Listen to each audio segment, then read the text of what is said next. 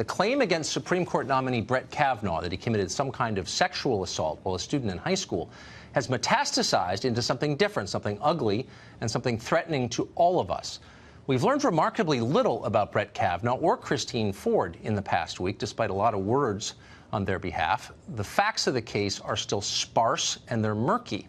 But we've learned a disturbing amount about the left and what it's willing to do in order to maintain control of this country. Watch a clip from today in which New York Senator Kirsten Gillibrand explained why she knows Brett Kavanaugh is guilty. Watch. I believe her because she's telling the truth.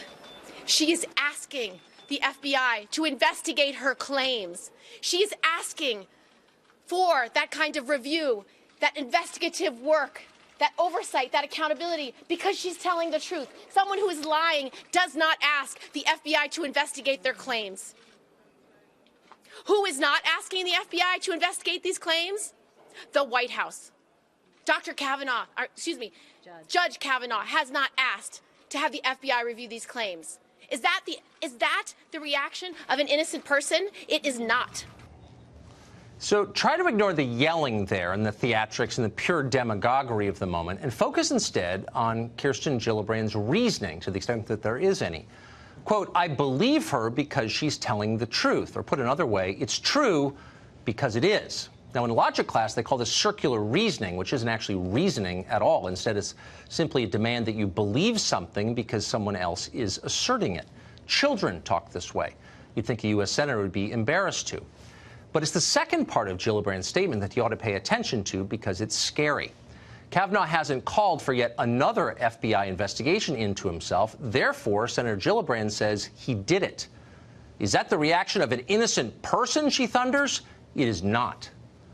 Well, not since the McCarthy era, almost 70 years ago, have lawmakers talked like this in this country. Unless you call for an FBI investigation of yourself, you're guilty of a crime. Even Joe McCarthy himself never said anything like that. It was too reckless even for him. And now one of the Democratic Party's leading presidential candidates casually drops the line at a press conference, and the media hardly notice. So apparently that's the new standard in Washington. Okay, well, let's start with Kirsten Gillibrand. Gillibrand was a friend of Harvey Weinstein's. Here's a picture of the two of them together. Weinstein has been credibly accused of rape. Did Kirsten Gillibrand know about Weinstein's sexual assaults? Was she an accessory to them? We've asked those questions before on this show, but we never got an answer. Why hasn't Gillibrand demanded an FBI investigation into herself to clear that up? Is that the reaction of an innocent person? By her standards, it's not. So bring on the FBI. Let them interview Kirsten Gillibrand under oath. Maybe surprise her at her home at dawn with a search warrant. And while they're at it, they should take a very close look at her relationship with Bill Clinton, another accused rapist. No doubt the Senate will beg for an investigation into that, too, assuming she's innocent. If she hesitates, press charges. This is lunatic. Sober liberals understand that it is.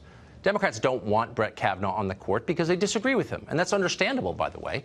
They're angry that the Republican Senate refused to vote on Barack Obama's last Supreme Court nominee, Merrick Garland. That's understandable, too. But what's happening now is dangerous in a way that has nothing to do with politics. It's a threat to the civil liberties of every American, no matter who you voted for in 2016. Extremism has exploded on the left, and nobody is trying to contain it. Here's one particularly jarring example of that. This is Congressman John Garamendi of California. We know him well. He's one of the few House Democrats willing to come on this show. We don't usually agree with Garamendi, but we've always found him to be a decent and reasonable person, always. Here's what he just said about the Kavanaugh allegations. Women across this nation should be outraged at what these white men senators are doing to this woman. The senators, the male senators who control that committee, are playing the game as old as an assault, and that is the woman's the accused. The woman is at fault. Wait a second. What does the race of specific senators have to do with any of this? Should we be angry at them because of their skin color? Should we distrust them more? Are they inherently less fair or less decent because of the way they look? Garamendi is implying exactly that. So how is that different or better than anything George Wallace ever said? Well, it's not, except that suddenly this filth is everywhere, so you hardly even notice it. The last thing this country needs right now is more racial division. Democrats are pushing it anyway. They're using allegations that have literally nothing to do with race at all. But splitting the country into tiny warring groups is useful to them. It helps them maintain their power, and so they're happy to do it. Men against women, black against white, divide and conquer, whatever it takes. In the end, it's unlikely that we'll ever know conclusively what happened between Brett Kavanaugh and Christine Ford 36 years ago, if anything at all.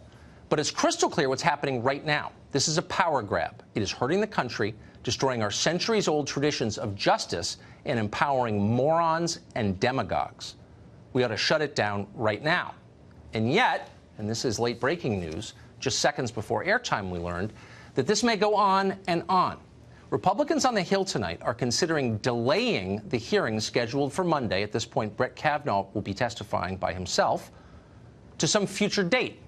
Because of the rules of the Senate, that would push back the vote on Kavanaugh by at least a week, if not more, which is, of course, the whole point, to drag the country through this pointless charade, this circus which divides us and hurts us and degrades our standards of justice simply for political ends. That's where we are.